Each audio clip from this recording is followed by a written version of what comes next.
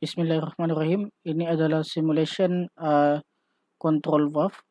Okey, saya mula bila button start jadi normally close. Button start kepada normally close. Ini button stop dia memang normally close. Jadi master coil akan berfungsi. Jadi internal valve akan masuk, maksudnya air akan masuklah ke dalam takungan. Air akan sentiasa masuk sehingga yang ini start ni akan kembali ke normally open.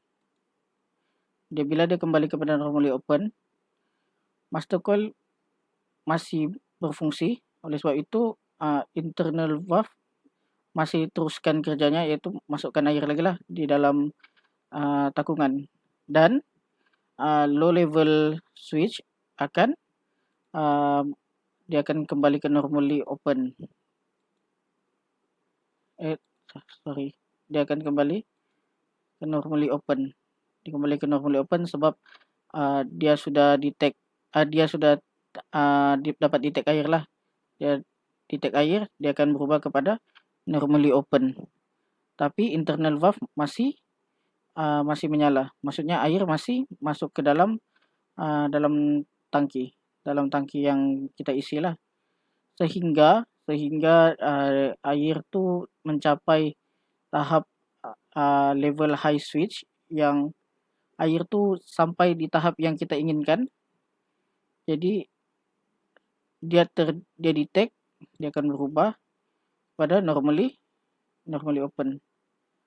close. Dia kembali kepada normally close. Jadi air akan sentiasa keluar.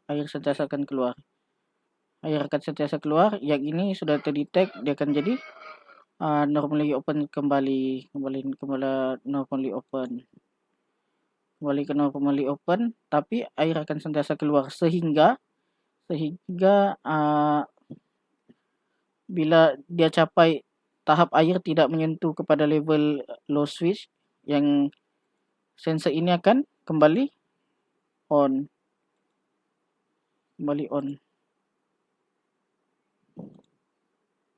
Dia kembali on dan internal valve akan masuk. Air akan masuk dan begitulah seterusnya. Bila air penuh,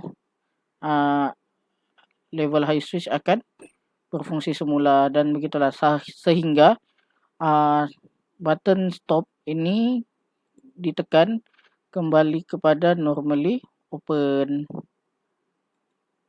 Bila kembali kepada normally open, semua proses yang tadi tu dia akan berhenti, end proses lah. Ini simulation untuk control valve. Terima kasih.